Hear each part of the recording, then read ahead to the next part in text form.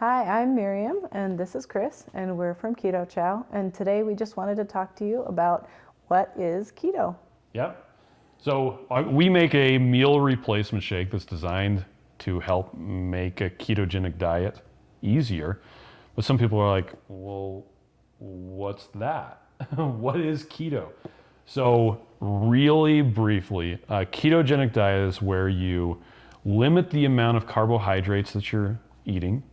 Generally, for most people, that's going to be under 20 grams of non-fiber carbohydrates a day, which is really low. It's exceptionally low. This isn't just a low carbohydrate diet. This is a ultra low carbohydrate diet. Then you get a moderate amount of protein, depending on your lean body mass. That could be anywhere from, say, 80 grams of protein, maybe up to 120. And then the rest of your energy comes from Fat. That's right. The two keto dudes have a really good intro where they talk about what is keto. You know, they talk about the fat on your body or the fat on your plate. So that's kind of the really small version of keto. But ketogenic diets have been around for a long time. They've been used for therapeutic uses going back to the early 20th century, to the 1910s or something like that. They were used, back then, they were used to treat childhood epilepsy. It was really the only treatment that was effective until anticonvulsants were invented. It still works exceptionally well for most people, well, a good number of people who have epilepsy without having to take drugs that slow down their cognitive functions.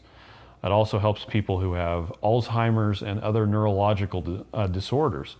And it also works exceptionally well. Most people get into ketogenic diets because they're insanely effective for most people at helping them lose weight.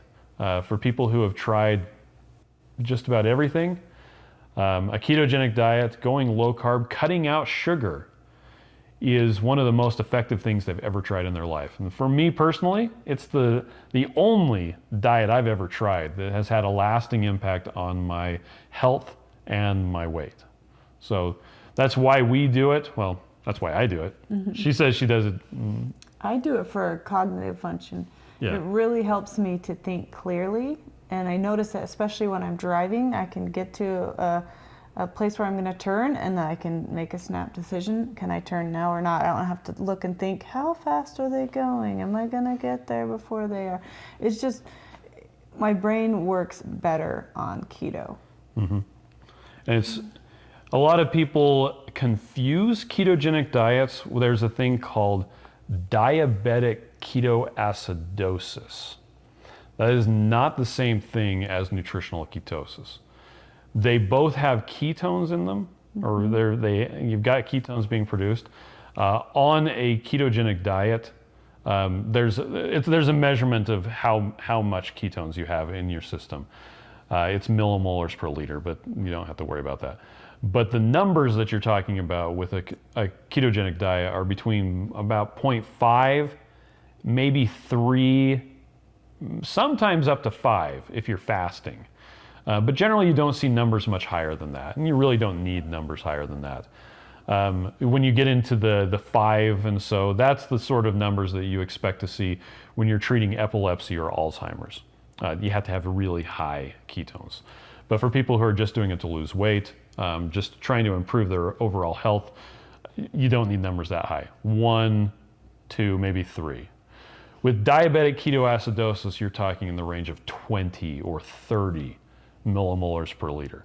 It's really, really high, and it's almost impossible for a healthy individual with a functioning pancreas, or in other words, someone who doesn't have type 1 diabetes, and even people with type 1 diabetes, if they're using insulin to treat their diabetes, they will not go into diabetic ketoacidosis. And so for a lot of doctors, the only thing they've ever heard about keto is when they were doing their internship and they learned about Okay, when you're in the emergency room and somebody comes in and they have type 1 diabetes, check their ketones, because if they're too high, then they're in ketoacidosis and you need to give them insulin. And it's really dangerous, and It they is could die. very dangerous. So that's why they're scared of keto, because they know that that's ketoacidosis. And I think we need to delineate the difference between that and the ketogenic diet.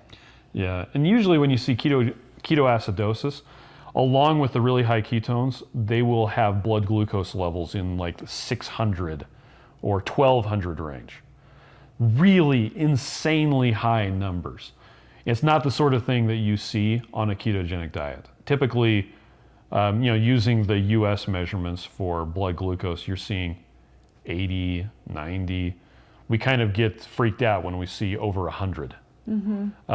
Because you just don't see that level of blood glucose with the sort of foods that you're eating on a ketogenic diet. So what do you eat on a ketogenic diet? I'm glad that you asked that. I just tell people to eat fat and meat, dairy, and green vegetables with low sugar. So peas are a green vegetable that has kind of high sugars. Yeah. Some people are careful with nightshades, and some people do not have dairy. Okay, what are nightshades?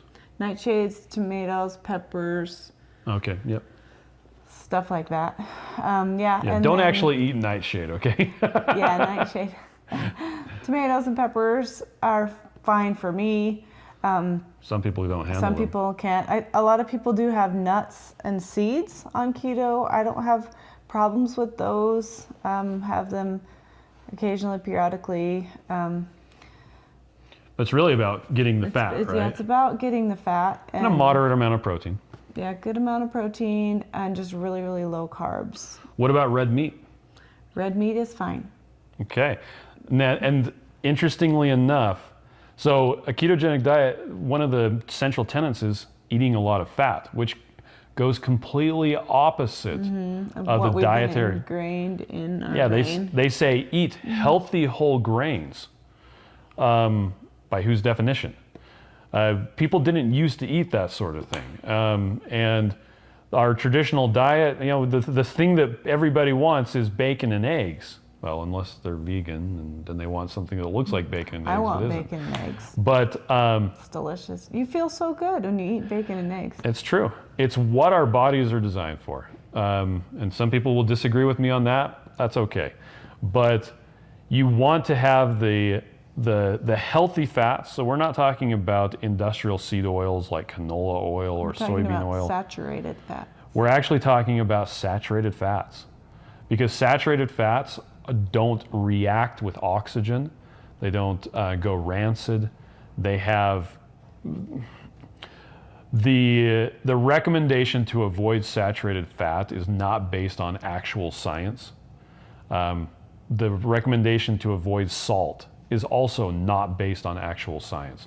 A lot of it was based on the prejudices of the researchers and them cherry picking data.